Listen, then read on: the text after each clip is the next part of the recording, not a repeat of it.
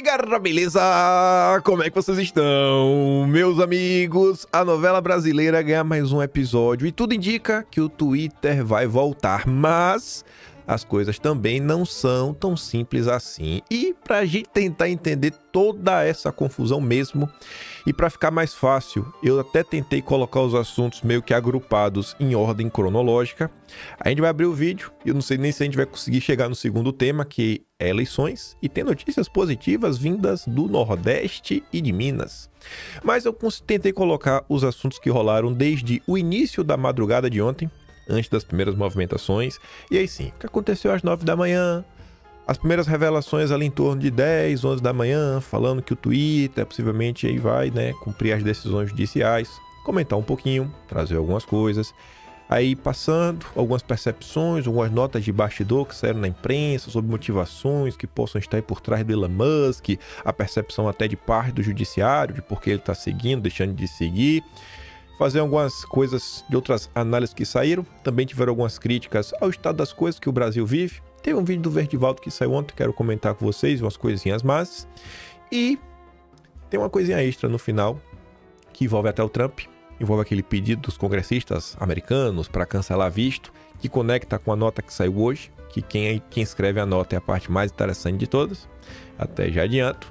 Aí sim a gente fala de eleição, não sei se vai dar tempo, não sei mesmo. Mas queria comentar, notícia positiva, né, pô, pra mim fechar o vídeo com algo positivo, não que a volta do Twitter não seja, eu tô muito feliz. E tem mais umas coisinhas também ligadas ao Lula, nomeações, STJ e o último tema, eu nem vou falar o que é, pra não gerar nenhuma expectativa, porque o último tema é interessante, só que eu duvido que dê tempo de comentar sobre ele hoje. E vejam só, ainda era 5h39 da manhã, isso aqui até dialoga com o final do vídeo ontem, onde eu comentava que, na verdade, o final da primeira parte, enquanto você tem pessoas extremamente técnicas na área, a gente comentou ontem do exemplo do Fábio Akita, ele estava olhando sobre o aspecto técnico, que era algo muito difícil de você bloquear apenas o Twitter, pela questão do Cloudflare e tudo mais. E a gente comentou ontem, dando exemplo, por exemplo, da Pam Costa, que gerencia lá o The Incorrupt, que ela entrou no site da Cloudflare e viu. Tá seguindo aqui a agenda 2030, né? Acho que a Cloudflare vai ajudar a banir o Twitter. Aqui você tem a Ara, 5h39 da manhã de ontem, sem querer ser pessimista. A Cloudflare é globalista e a maioria dos acionistas são muito atuantes como investidores no Brasil. Aí tem ali, 2 dos 3 grandes grupos de investimento, só faltou a State Grid, mas tá ali a Vanguard e a BlackRock. Então, eu fico com as tias do Zap. Na hora técnica, beleza, eu escuto lá os técnicos, mas as análises políticas, as tias do Zap conhecem um pouco mais do que a galera da área de TI. Aí, vamos lá. Ainda no dia 18, um dia antes, voltando só um tiquinho no tempo, saiu essa primeira nota. E vocês devem ter visto que rolou ontem, então já deve até esperar.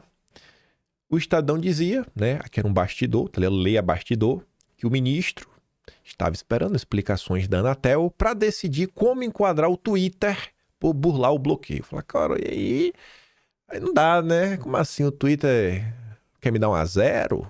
Quer me dar uma canetada? Não, né? Vai esperar a Anatel se pronunciar. Aí tava ali, O ministro deve expedir uma nova decisão, e expediu ontem, 5 milhões, a gente vai chegar lá, pelo Twitter ter burlado o bloqueio, E aí o ministro estaria aguardando a Anatel enviar ao seu gabinete as informações técnicas sobre o uso de IP dinâmicos fornecidos pela Cloudflare, pelo Twitter, como forma de driblar a ordem de bloqueio do Supremo. Pois bem, ele estava esperando a Anatel, 9h10 da manhã, tá ali a Globo. A Anatel disse que o Twitter atuou de forma deliberada, ou seja, de propósito, para descumprir a decisão do Supremo e que rede voltará a ser bloqueada. A Anatel disse ter constatado que o Twitter agiu de forma deliberada com a intenção de descumprir a ordem de bloqueio imposta pelo ministro. Pronto. A Anatel mandou o que o ministro estava esperando. E aí, toma ele multa. 5 milha. 5 milhãozinho após a rede furar o bloqueio. O ministro decidiu multar o Twitter em 5 milhões por dia, caso a rede social volte a ficar disponível para usuários brasileiros. A decisão, segundo interlocutores da corte, vale para o Twitter e para a Starlink também, que ficou isso daí, As duas empresas. E pegue um gancho nisso. Pegue um gancho nisso. A Globo News colocou até uma manchete melhor, que falava, ó, 5 milhões de multas para o Twitter e Starlink. O cara botou no mesmo bloco as duas empresas. Aí você fala, pô, mas as duas vai fazer sentido lá na frente, num bastidor que a CNN trouxe, onde ela conversou com um ministro da corte. Aí, continuando. O ministro manda Polícia Federal, a decisão, né, não ficou restrita à multa. Polícia Federal identificar e notificar quem fez uso extremado do Twitter no Brasil após bloqueio. Tradução, né? Vê aí quem que vai ser multado. O ministro determinou que a PF monitore quem tem feito uso extremado do Twitter no Brasil. Segundo a decisão do magistrado, a Polícia Federal deve identificar o usuário e notificá-lo de que o uso da rede social foi proibido pela corte. Este seria o primeiro passo. Na ordem, o ministro escreve que, se for mantido ou reiterado o comportamento, caberá a aplicação de multa de R$50 mil. Segundo investigadores, a nova decisão do ministro não especifica o que seria o uso extremado da plataforma. É meio difícil também entender, não, o que seria isso.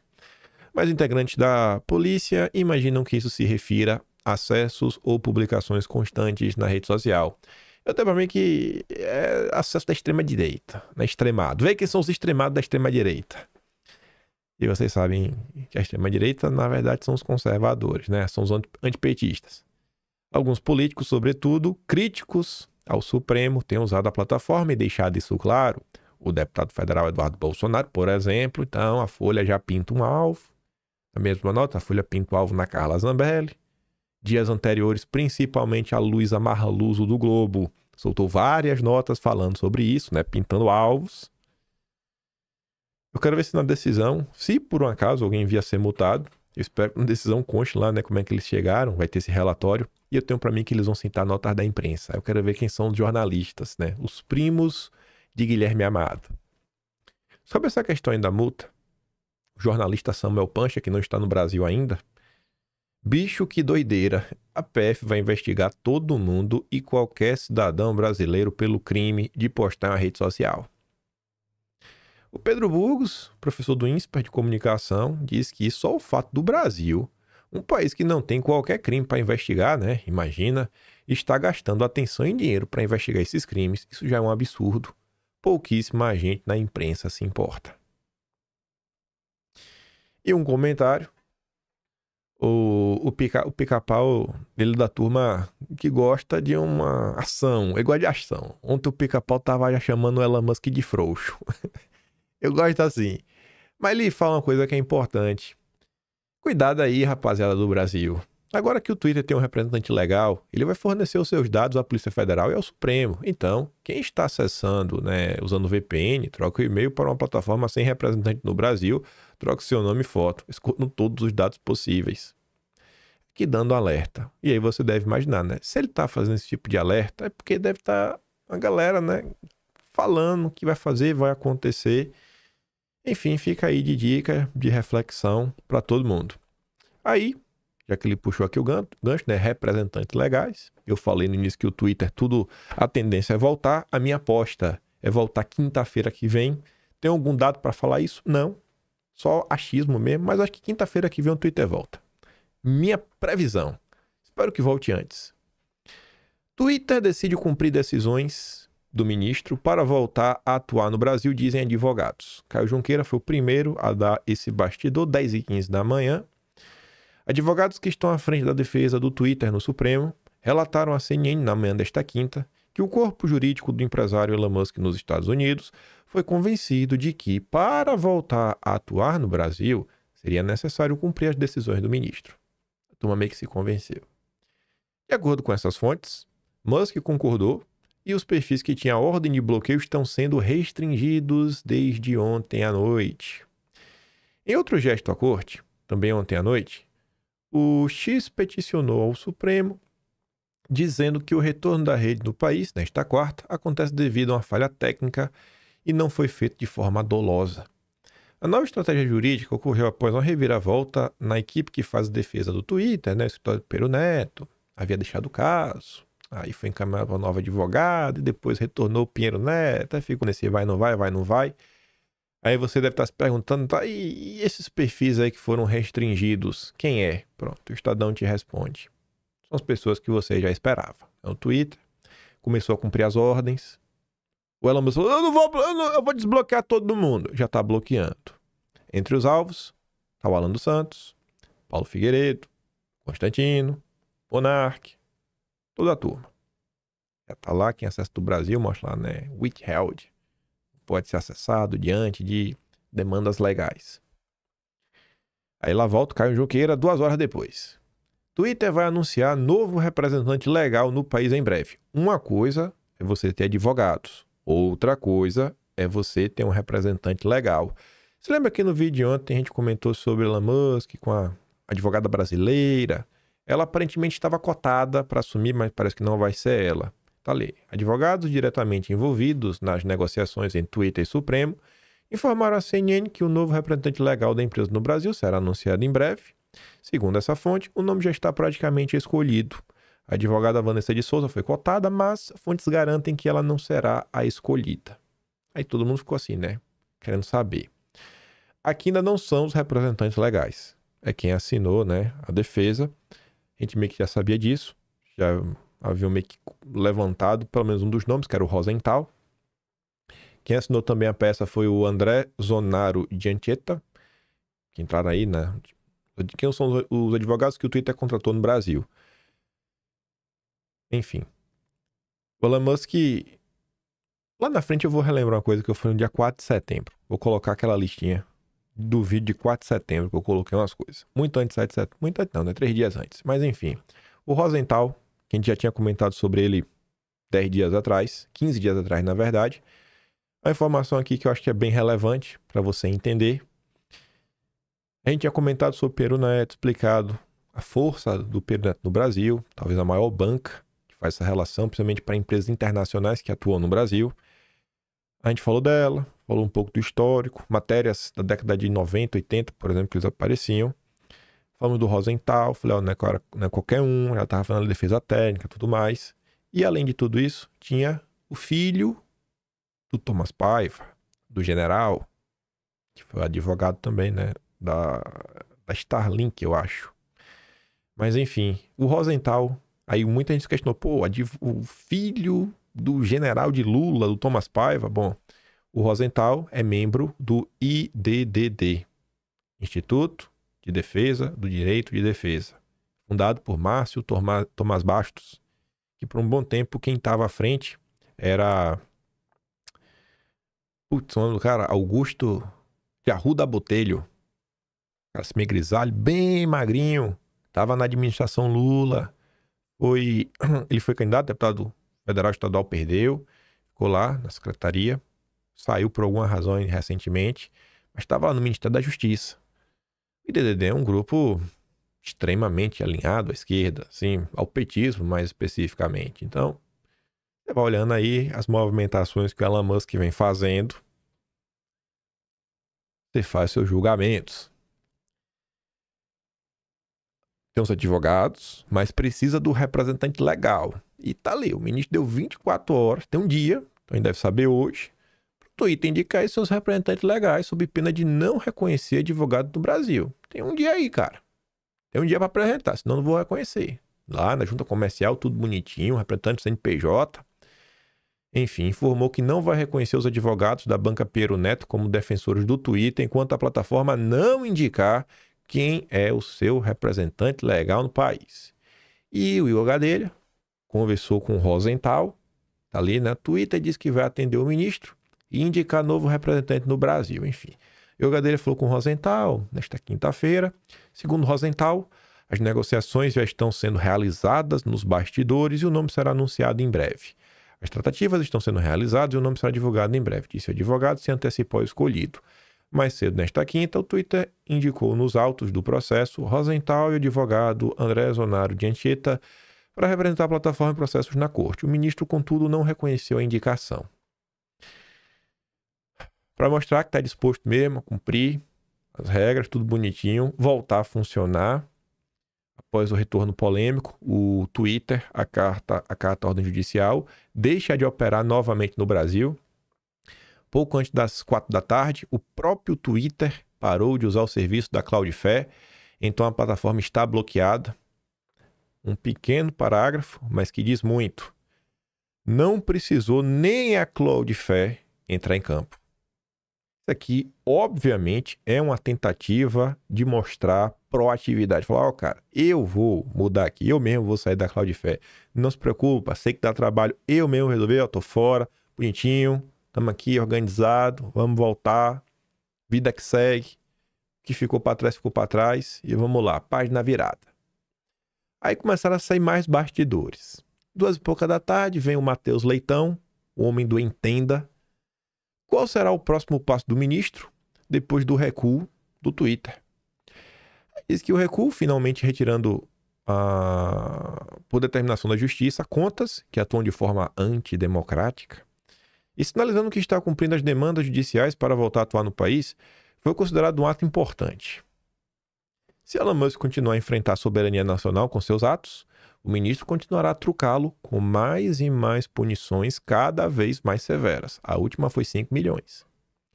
É a apuração que a coluna fez nesta quinta com interlocutores do ministro.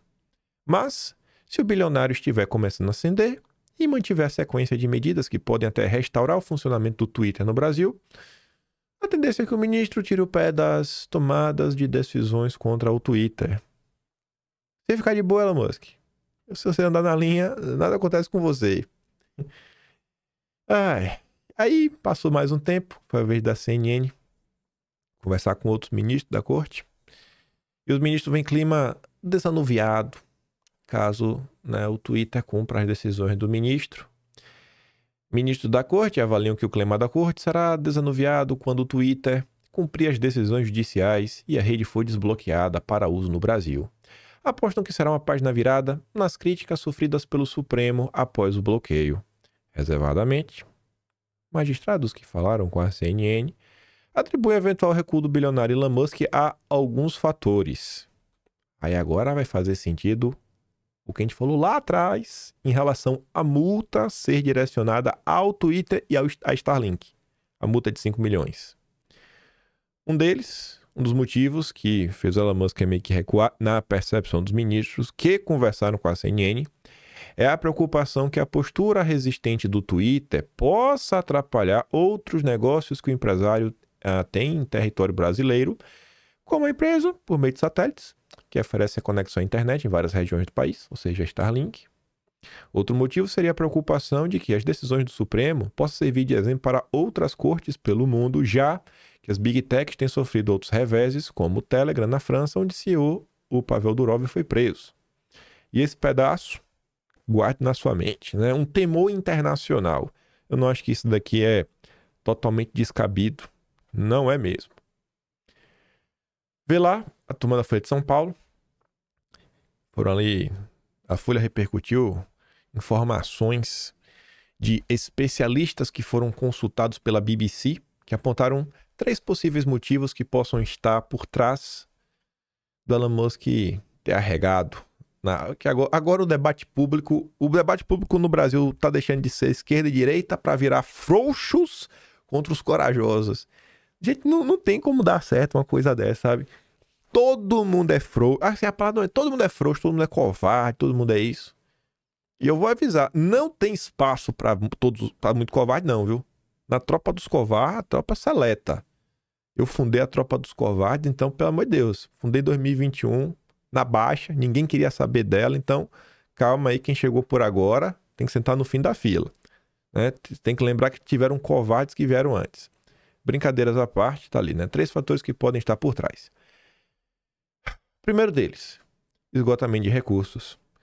Segundo o advogado constitucionalista Felipe Altran Dourado, da Altran Dourado Advocacia e Consultoria, ele afirma que, do ponto de vista jurídico, todos os recursos disponíveis para que a plataforma seguisse em sua recusa de cumprir as ordens judiciais foram esgotados. Todos os recursos fora a cooperação foram esgotados. Não se trata mais de uma decisão individual do ministro, mas do Supremo por meio de sua primeira turma. Essa questão chegou a um ponto em que, se o Twitter não tomar atitude de cooperar, o bloqueio vai continuar de forma definitiva. E aí eu pergunto pra vocês. Teve gente que seguia a seguinte tese, que é a seguinte. Não dá pra negociar uma coisa dessa. Tá. E aí? É pra fazer o que então? É pra fazer o que então? É pra ficar sem Twitter? Sério, bota a bola no chão. Tenta não pensar com fígado por um momento. É pra fazer o quê? Esse é um bom ponto. Cara, o cara tentou ter o recurso, julgado na primeira turma, vai fazer o quê? Vai recorrer? Vai ficar sem? Vocês acham, vamos pensar sem o fígado. Vocês acham quem é que mais vai se prejudicar sem o Twitter? As pessoas que defendem a liberdade de expressão ou as pessoas que são a favor da censura? Normalmente quem está a favor da censura é a esquerda. A esquerda tem TV? Não precisa nem falar da Globo. A esquerda tem os jornais, tem as ONGs, tem o mercado, tem os bilionários, parte do judiciário, bem de esquerda, né? O governo federal. Quem que vai se prejudicar com isso? Um monte de artista, influenciador. Lembra que a Deolane tem 21 milhões de seguidores, né? É um sinal do fracasso do Brasil, 21 milhões de seguidores. Minha Nossa Senhora. Mas e aí? Beleza, bacana, bateu no peito, não vamos nos dobrar. Qual o ganho disso, gente? Ah, mas pelo menos o quê? Bota a mão na consciência. Sabe, eu entendo realmente quem fala isso daí, pô, mas a gente tem que, às vezes, sabe, começar a olhar as coisas em termos práticos. Ter um pouquinho mais de prática, beleza, bacana, sabe? Pô, a gente tá aqui andando na linha, tudo mais, pipipi, pipipi. Mas onde as pessoas querem chegar? Qual é o plano? Qual é o plano? Vai fazer o quê? Ah, vai peitar, mas e aí? Vai ficar 31 anos, 2 anos, 3 anos? Vocês acham que não é importante? Enfim, segundo ponto que pode ter levado a Elon Musk a cumprir as regras. Pressão de investidores. Ainda segundo especialista da Digital Action, pode ter havido pressão por parte dos investidores do Twitter e de outras empresas ligadas a Elon Musk por uma resolução do conflito. A plataforma ainda depende em algum nível de investidores e, claro, de sua imagem pública. O Elon Musk comprou por 44 bi, mas ele só tem 74% da empresa. E tudo que vem acontecendo também não fez muito bem para a imagem da plataforma, que teve também um êxodo considerável de anunciantes. Uma pesquisa publicada no início de setembro pela empresa de dados Kantar, com base em entrevistas feitas com 18 mil consumidores e 1.000 profissionais de marketing ao redor do mundo, indicou que 26% dos profissionais da área estão planejando cortar gastos com anúncio no Twitter em 2025. Segundo a análise, esse recurso estaria ocorrendo em decorrência de preocupações sobre a associação das marcas com conteúdos extremistas. E o terceiro ponto, críticas internacionais. Aí agora você para e pensa, aquela coisa, né, ó. A decisão no Brasil pode servir de base para algumas discussões internacionais que estão acontecendo e que uma vai acontecer agora em paralelo à Assembleia Geral da ONU. O senhor Lula convidou seus amiguinhos Biden, Scholz, Macron, Pedro Sanches, Boric e outros grandes democratas do mundo ocidental para debater sobre o extremismo e o problema das redes sociais. E parece que o Lula, inclusive, pode falar no seu discurso de abertura da Assembleia Geral da ONU sobre o problema da desinformação e das fake news, que para Ursula von der Leyen, presidente da União Europeia, é o maior problema do mundo, que o mundo vive hoje, pelo menos foi o que ela fez em seu discurso no Fórum Econômico Mundial do Klaus Boca de Mosquito. Então, querendo ou não, o que está acontecendo no Brasil não é aleatório. E aí a mina lembra, ó, ao mesmo tempo, especialistas apontam as duras críticas recebidas por Elon Musk e pelo Twitter no Brasil, no exterior, como fator que pode ter desmotivado a empresa a seguir com a mesma posição. Talvez Musk estivesse apostando em um apoio internacional à sua campanha que nunca aconteceu. Tivemos reações mistas a decisões do Supremo de bloquear o Twitter, mas a grande maioria de apoio à justiça brasileira ou condenação das ameaças de Musk à democracia no Brasil e outras nações. Todos os jornais... Meu soluço agora. 90% dos jornais internacionais estão aliados à esquerda. A turma ali, a PFP e Reuters, é 100% alinhada à agenda globalista. Dá uma pausa aqui, beber água para o soluço. Para Bruna Santos, A carta aberta assinada por pesquisadores de diversos países em apoio ao Twitter, ao Brasil, desculpa, é um sinal dessa falta de apoio político de Musk no país e no exterior. A gente comentou sobre isso acho que ontem. E o Poder 360 fez um levantamento muito engraçado. 30 dos 53 intelectuais de esquerda pró-bloqueio do Twitter ainda usam a rede. As pessoas que criticam Elon Musk e usam o Twitter. É muita cara de pau, velho. Mas é isso, né? Tem um apoio internacional. E são alguns pontos. Calma que tem mais, mas a gente fala lá na frente. Ficam precedentes muito ruins da batalha de caso do Twitter, né? Diz André Marcília à CNN. Mas ele destacou como um dos pontos mais problemáticos a decisão relacionada à Starlink. Parece que o Musk percebeu que a Starlink ia acabar pagando a conta do Twitter, então seria melhor reativar logo o Twitter e cumprir as decisões. Que realmente isso poderia acontecer.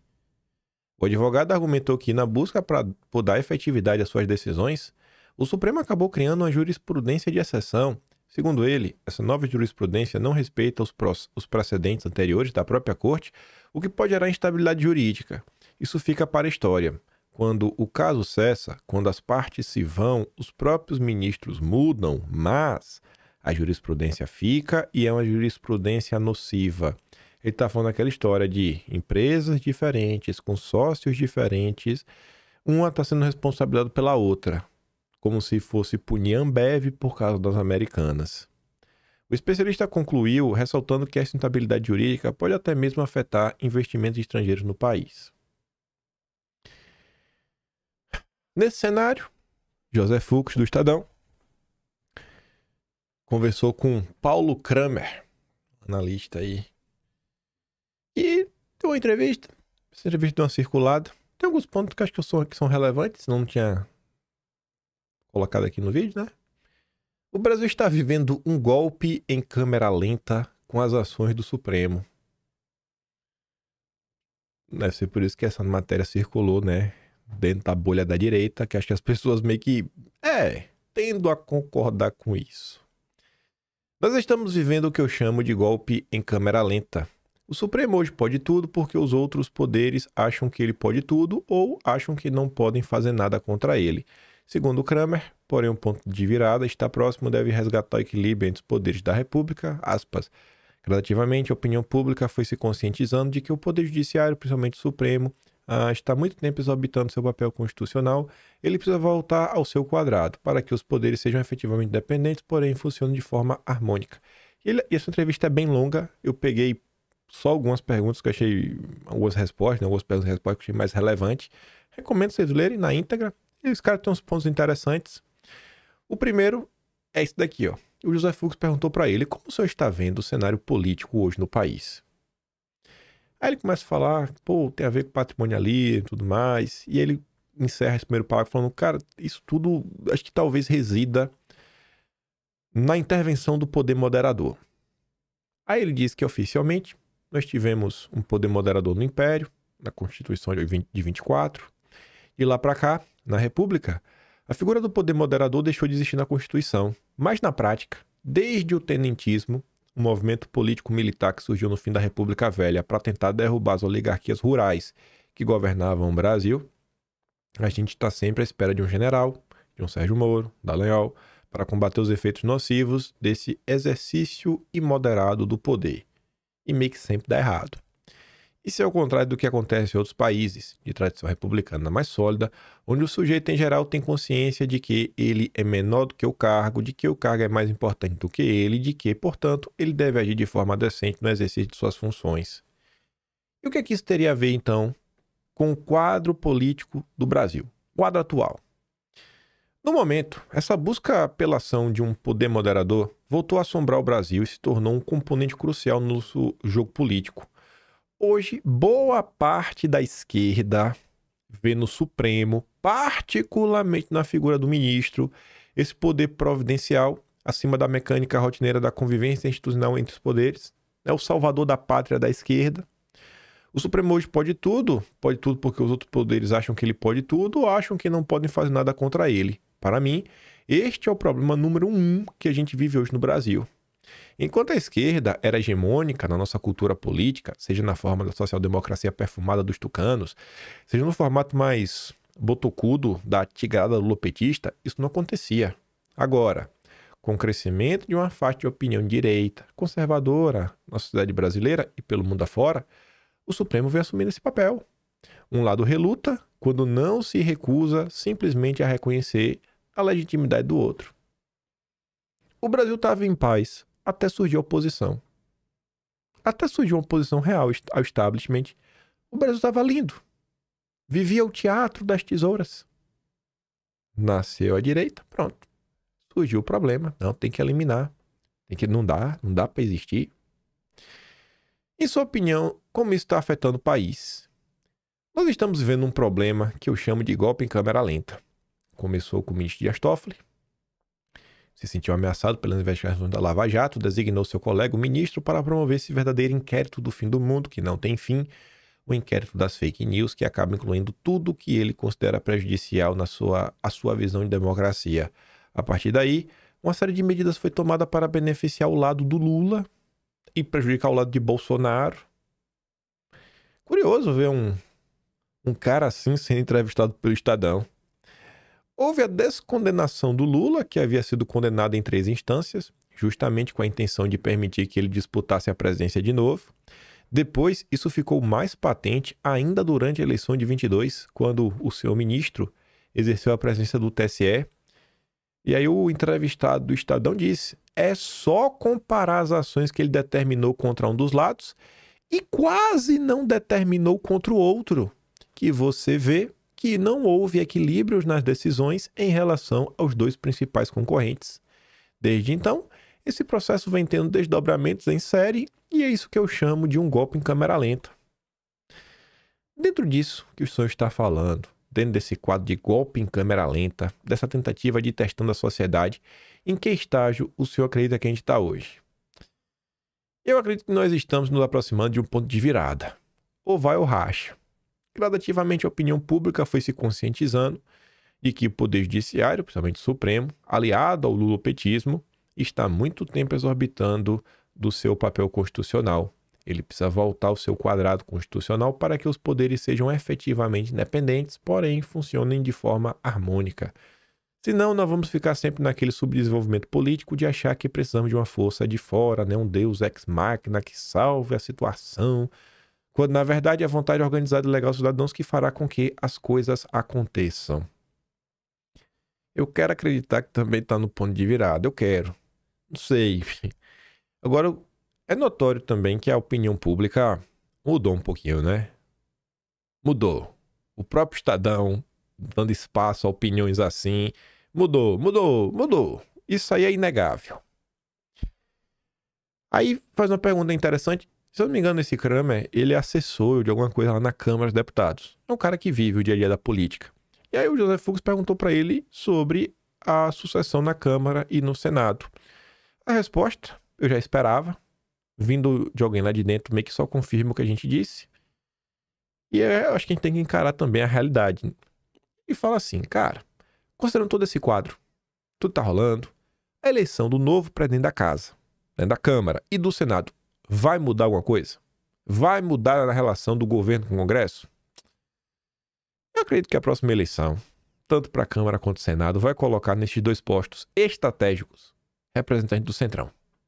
Que é aquela geleia, uma hora está de um lado, uma hora está do outro.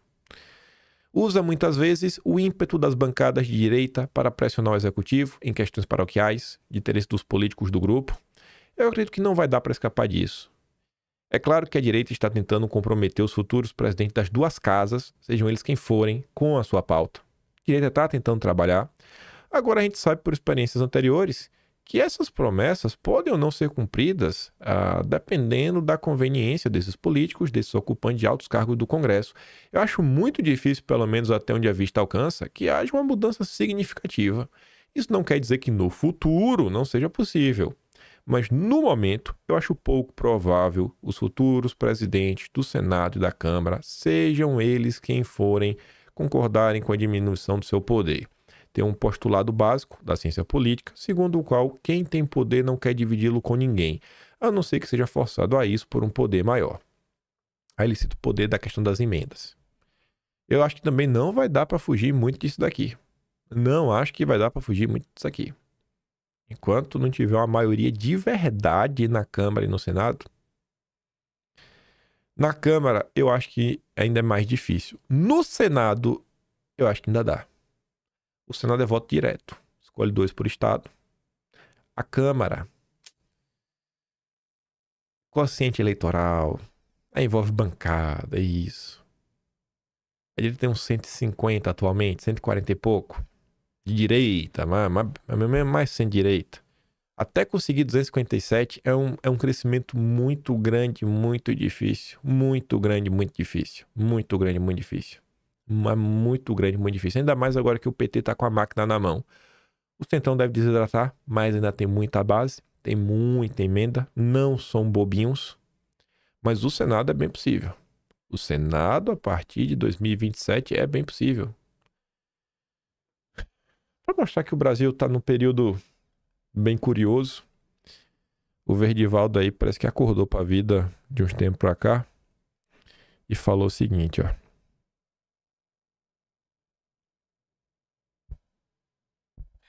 Eu vou fazer uma pergunta, mas eu acho que eu já sei a resposta. Você não tem medo, não? Nessa sua vida inteira aí de mexer em vespeiro, você não... Para ser honesto, eu acho que isso mostra a gravidade aqui no Brasil. Eu estava criticando muito políticos, muito governos, não só criticando, mas fazendo reportagem. Eu nunca tinha medo de criticar nenhum político, nenhum juiz, até comecei a criticar Alexandre de Moraes. Realmente foi a primeira vez na minha carreira jornalística que eu pensei, isso vale do risco, do perigo? E quando uma cidadão, uma jornalista, começa a ter medo de criticar uma pessoa no governo, isso já mostra a falta da liberdade. Não deveria ter medo do governo para fazer seus direitos que está garantido na Constituição. Mas já foi a primeira vez. E outra coisa também é que no passado eu fiz tudo com o David. Essa seria a primeira vez que estou sozinho, não com o David do meu lado. Eu achei também que talvez não é o momento certo de fazer. Mas no fim das contas, como eu disse, se eu me sinto... Se eu não fizer, quem vai fazer? Pois é, né, Verdivaldo? Pois é, né? Quem poderia imaginar, né, campeão? Eu assisti parte desse podcast com o Vilela. Ele também gravou um vídeo pra rede social falando, respondendo as pessoas que estão cobrando. E aí, cadê os 6 GB? E ele garante que terão novas matérias. O ponto que ele coloca é que ele já tinha muito material pronto antes de publicar a primeira nota, já tinha muito material. E ele fala assim que demora pra você fazer a apuração, pra ter certeza. Porque ele fala assim, ó, se eu falar uma coisinha, mas uma coisinha pequenininha que dê margem, bicho, vai tudo por água abaixo. Se der uma coisa, o trabalho é todo descredibilizado. Então, tem que ir com calma, averiguando, respirando, vai aqui, vai colar, etc. Não deu nenhuma previsão, mas garantiu, vou publicar mais notas. E, com certeza, se ele publicar, a gente vai comentar. Uma coisa aqui que eu me deparei ontem, e eu quero relembrar umas besteirinhas. A Tsuki colocou uma postagem dela do dia 4 de setembro, que foi o dia que a gente comentou sobre isso daqui. Ela colocava, pô, o filho do general Thomas Paiva, né? As complexidades da realidade. E ela falou assim, pô, nunca se tratou de pessimismo, mas de torcer sem deixar de acompanhar os fatos. Que às vezes eu acho que a galera às vezes se deixa levar pelo que tá acontecendo, pela emoção, de querer ver algum tipo de mudança, mas não necessariamente só o querer é suficiente. Acho que foi esse aqui, deixa eu ver. Acho que foi esse aqui. Acho que foi esse aqui mesmo. Pronto, é esse aqui. Hoje estamos no episódio 1791.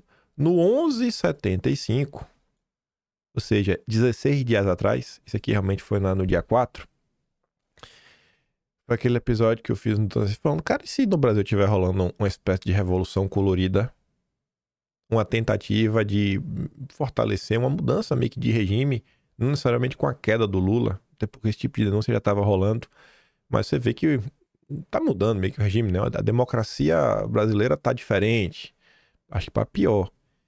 E aí eu falava, vamos deixar de ser um pouco sentimental, emocional, pensar com o fígado e vamos tentar seguir aquele julgamento do vamos julgar uma árvore por seus frutos, porque uma árvore má não dá bons frutos, assim como uma árvore boa não dá maus frutos.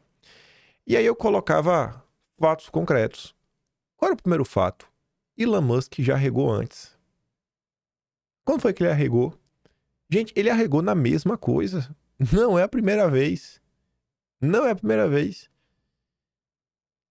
Assim, não é a primeira vez. Eu até tinha mandado o áudio lá no Quinto Elemento. Não vou dar play no áudio lá do grupo. Eu queria dar play pra vocês. Não falei nada demais, não falo palavrão nem nada. Mas em síntese eu falava um dia antes de fazer esse vídeo aqui, falando, ó, gente, vai passar 15 dias no máximo após 7 de setembro, até dia 22. Não vai rolar muita coisa. O Twitter vai seguir bloqueado. A gente vai estar discutindo a eleição de São Paulo. Vai ser a primeira lista das multas e vão culpar Bolsonaro. Ontem, minha informante é uma tia do Zap. 60 anos, 62. Acordei de manhã, ela mandou uma mensagem. Quem olha pra isso? Mandou um vídeo. Ó, estão falando que Elon Musk arregou porque ele descobriu que tinha um acordão sendo feito. Eu falei, pô, é brincadeira. Sério, já vão meter essa? Mas enfim, lá atrás a gente tava falando, cara, Elon Musk já arregou quando? Em abril. Qual foi a regada que ele fez em abril? Ele prometeu que ele iria desbloquear os perfis bloqueados. Quem são esses perfis desbloqueados? O Alan, o Monark, Paulo Figueiredo, o Constantino, a Ludmilla. Ele desbloqueou? Não. Seguiu tudo que mandava conforme figurino. Aí eu falava, cara, Elon Musk tem laços com o governo, chamava a minha atenção, né? Starlink, SpaceX, Complexo Militar. E a embaixada americana publicou ali uma notinha, não estava muito preocupada. Beleza que a Casa Branca fez aquele documentário, pô, a gente valoriza a rede social, mas meio que ficou por isso mesmo. Eu falei, cara, os Estados Unidos nunca nos ajudaram realmente na história do Brasil. Aí eu colocava aqui, ó, advogados que chamam a atenção. E realmente chamava a atenção, e você vê, inclusive, os movimentos agora. Não só o filho do Thomas Paiva, mas o Rosenthal, muito próximo do petismo. E eu acho que se o Elon Musk ele tá entrando numa confusão dessas, né? Realmente, se ele tá entrando numa confusão dessa, ele tem que estar... ele tem que saber todo mundo que tá ao redor dele, né? Inclusive sua própria equipe de advogados. Nenhuma denúncia nova do que aconteceu nesse momento que Elon Musk estava falando. As denúncias que ele apontou agora, ele já tinha apontado em abril, no Twitter Files. Meio que no momento desviou o foco da atenção. Teve um ponto que chamou muito minha atenção e que isso aqui pra mim talvez seja tipo a Vaza Jato, que a direita às vezes não quer prestar atenção porque parece que tá no mesmo bloco político. Gente, vocês não acham estranho que Elon Musk, ele segue as ordens na China, na Índia, na Turquia, mas no Brasil ele quer lutar pela liberdade de expressão? Vocês não acham isso nem um pouquinho estranho? Ordens pesadas, que podem até ser configuradas como ordem de censura, lá na Comunada, na Turquia e na Índia. Mas no Brasil é uma versão diferente.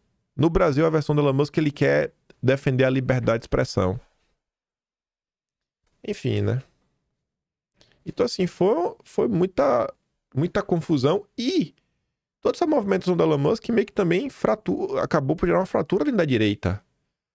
A falta do Twitter continuou só um grupo de pessoas que não quer se curvar. E as pessoas mais corajosas, ela tem um determinado tipo de pensamento que eu não concordo na maior grande parte do tempo. Eu coloquei aqui depois percepções, né? Possíveis punições podem estar a caminho. Pessoas tomando a sua por causa da questão da 7 de setembro. De volta ao Zoom em 2018 sem Bolsonaro. Nesse movimento tá aí até agora. Eu falava, Elon deixam pontas soltas. E aí eu perguntava, né? Cara, qual o plano da galera diante do que tá acontecendo? Existe alguma preocupação em ter algum tipo de vitória ou evitar o pior? Tomar multa por estar no X vai mudar o quê?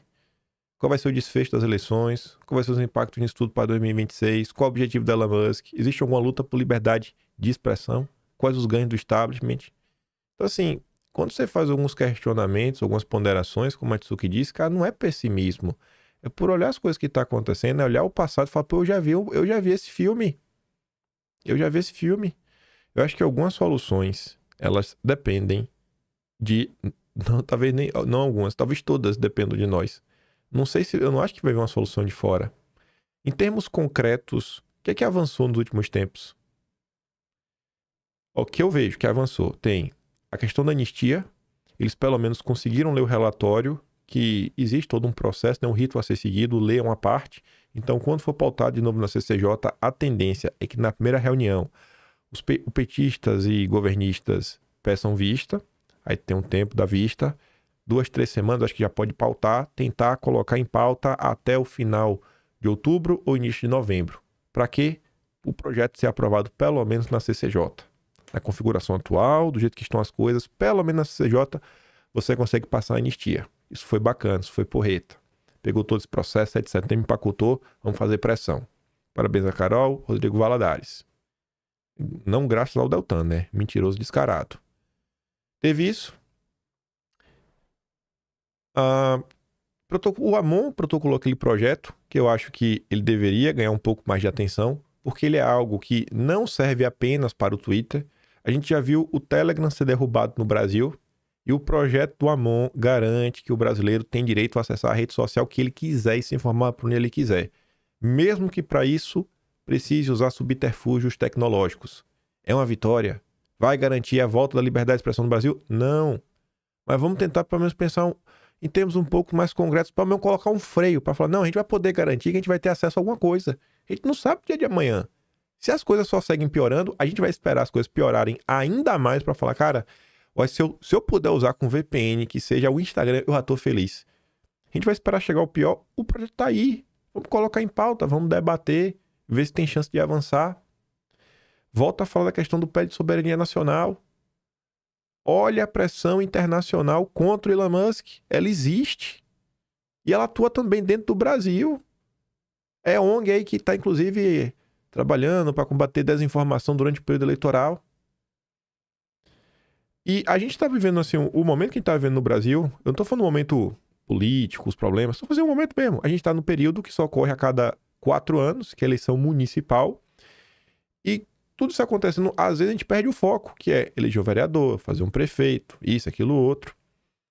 E, na boa, a única pessoa que meio que não perdeu o foco nesse tempo foi Bolsonaro, né? Que ficou fazendo campanha a todo momento. Vai mudar o Brasil? Vai salvar o Brasil porque Bolsonaro elegeu uns vereadores e prefeitos? O cara não vai. Mas essas pessoas trabalharão nas cidades, com a população local. Eles vão chegar, às vezes, em pessoas que não acessam redes sociais, que ainda se informam pela TV. Vai ter a oportunidade de, quem sabe, fazer um bom trabalho, trazer essas pessoas para a direita, para, quem sabe, em 2027, a gente ter uma maioria no Senado, tentar ter voos mais altos. Então, gente, é urgente que nós olhemos para a situação com um senso mais prático e mais efetivo. E antes de terminar esse assunto, que ainda tem mais umas coisas que envolvem aí os vistos e Trump, onde estava o descarado de novo? Cara, esse cara é um mentiroso compulsivo. É um lacrador. O checkmate do Elon Musk no ministro não teve nenhum checkmate de Deltan Dallagnol. Gente, isso aqui tem em 24 horas, ele tá com um papel de palhaço. O palhaço que ele é. Aí ele tá aí fazendo campanha com o Partido Novo. Quase 300 mil curtidas na porcaria dessa. Aí, só pra você entender, né? O que o Deltan Dallagnol tá fazendo em números. 160 mil views, 218, 2,4 milhões. Tudo que esse cara fala é mentira, pô. O cara é um mentiroso compulsivo. Tu acha que esse cara quer resolver alguma coisa ou tá atrás de views e engajamento? Ele quer eleger a bancada dele. Sério, a direita tem que parar de bater palma pra maluco dançar, pô. Falando de coisas que podem vir de fora, que eu também não sei se vai salvar o Brasil, mas pelo menos pra quem só tá apanhando, acho que muita gente torce às vezes pra isso aqui acontecer. Ó, velho, vocês estão dificultando tanto nossa vida, é tanta sofrência, tanta lamúria. Eu não vou ficar triste não se isso acontecer com vocês, mas tá ali, né? as chances dos Estados Unidos cancelarem um visto. Fontes graduadas do Itamaraty consideram remotas a chance do Biden, né, do governo, a administração Biden, cancelar. E se o Trump ganhar? E se, bom, integrantes da diplomacia brasileira e do Planalto não demonstram a mesma certeza caso o Trump vença, né, em novembro. Pô, Trump é próximo do clã Bolsonaro, né, então, você sabe, vai dar aquela cutucada ainda, não sei, mas se, a gente pode ter muitas mudanças. Pode ter muitas mudanças aí no nosso horizonte próximo. Aí sobre o Trump vencer ou não e os impactos disso, olha para essa nota. Olha o que está ali na descrição do Paulo Sotero. Primeiro vamos na manchete, né? Trump, uma ameaça à democracia. Uau! Meu Deus do céu, que grande ameaça. Teatro de absurdos, não respeita fronteiras nacionais. Ex-presidente mais exemplo a ser repudiado por seus vizinhos nas Américas. Paulo Sotero é jornalista e pesquisador sênior do Brasil Institute, que está dentro do Wilson Center, em Washington, que é o Woodrow Wilson Center. Mais um think tank ligado, inclusive, ao governo americano. Que não é uma opinião independente, é que é basicamente o briefing que vem do Partido Democrata, que a direita chama de Deep State, que é o bloco globalista que está nos Estados Unidos. E sai sempre no Estadão esse tipo de nota. É incrível essas coincidências. Estadão e na Folha também, né? A Globo não dá muito espaço para essa galera, não. A Globo também tem os seus globalistas de estimação. Mas tá ali. É por aí que a opinião dos brasileiros, do establishment, pelo menos, é formada. E a partir de coisas como essa, eles saem replicando para tentar moldar a visão do cidadão no Brasil sobre eventos internacionais. Alucinado ante a perspectiva de perder. Aí bota a Kamala, filha de pai jamaicano, uma indiana. O ex-presidente Trump dado crescente de instabilidade emocional descontrolado. Cara, um texto todo carregado de emoção, de adjetivo, de um monte de maluquice. Aí a tese dele é para falar, Trump é um preconceituoso disfarçado. Ele parece ter se convencido de que será salvo por seu conhecido talento para falsear fatos, inventar realidades e partir para a ignorância. É tipo quando acusam o bolsonarismo de distorcer a realidade para se colocar como vítima. As autoridades locais, a maioria composta por republicanos, disseram não ter conhecimento de tais fatos. Aí está lá as coisas que rolaram, né? Mas isso não impediu que a milícia de extrema-direita, os Proud Boys, aparecessem em Springfield na última quarta, desfraudando bandeiras trumpistas, ou que o próprio Trump anunciasse uma visita à cidade proximamente. Esse teatro de absurdos não respeita fronteiras nacionais. No pacato Canadá, o outrora festejado primeiro-ministro Justin Trudeau, filho herdeiro do mais influente governante do país no século passado, perdeu o rumo e deve perder as próximas eleições em outubro do ano que vem, se durar até lá. Seu eleitorado se cansou depois de 9 anos de governo. 9 anos de governo! 9 anos de governo. E vai ficar década até o ano que vem, né?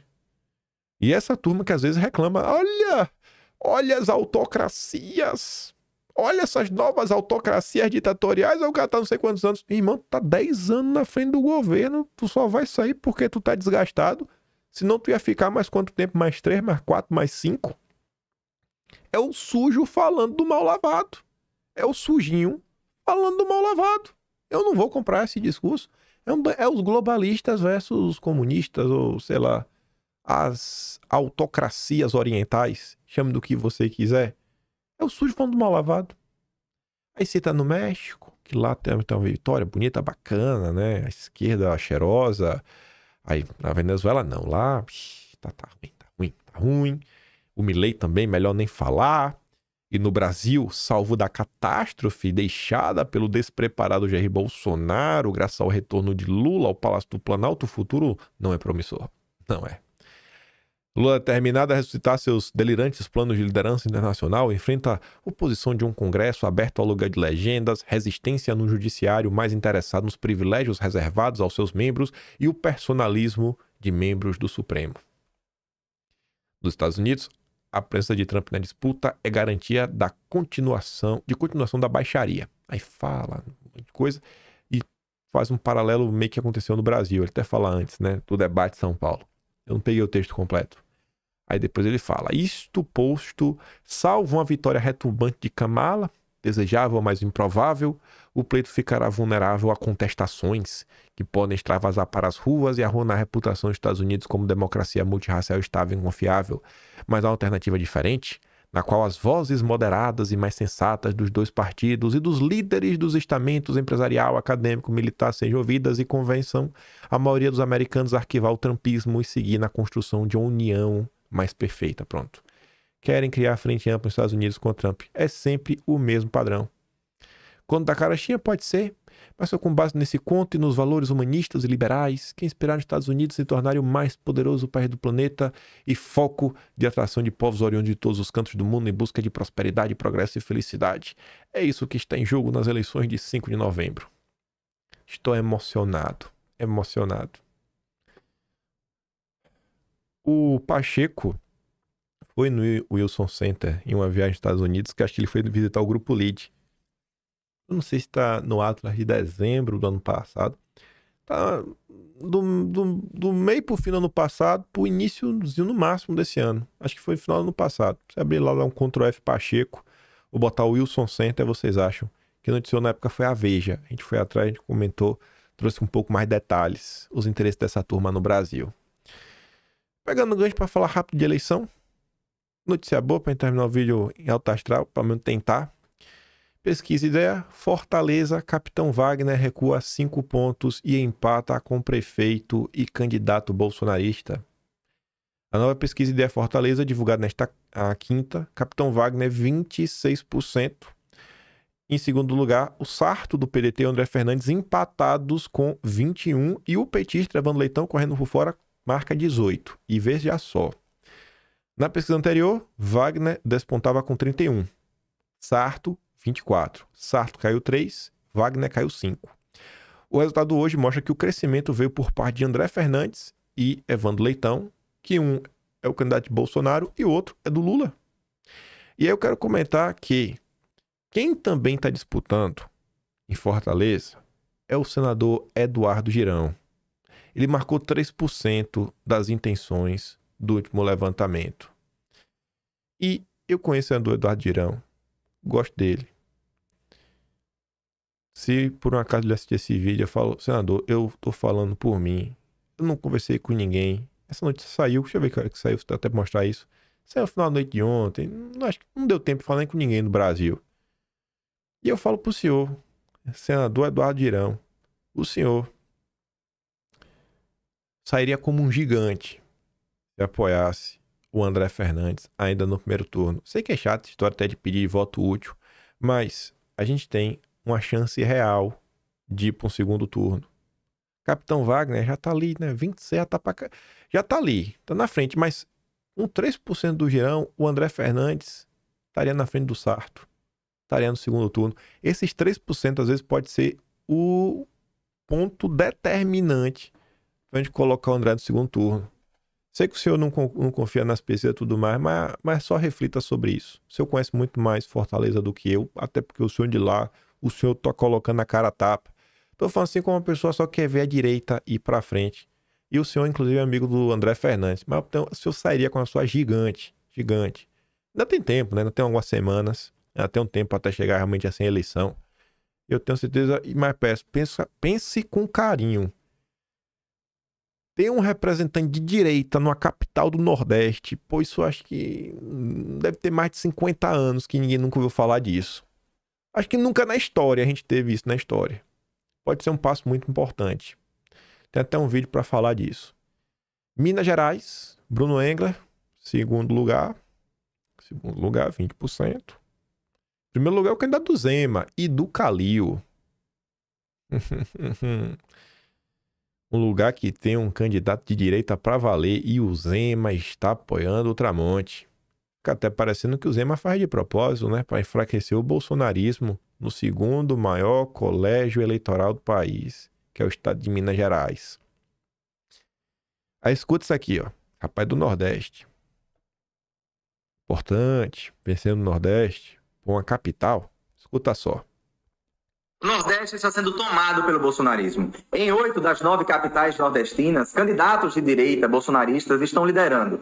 Apesar disso, se nota a falta de envolvimento direto do presidente Lula e de outras lideranças importantes nas campanhas dessas capitais. Sem uma resposta rápida e eficaz em um esforço coletivo, as chances de reverter esse cenário perigoso diminuem. E olhe, há cerca de 2 décadas, o Partido dos Trabalhadores tem sido dominante aqui no Nordeste, o que garantiu vitórias eleitorais para a presidência. Mas neste ano, esse cenário está ameaçado.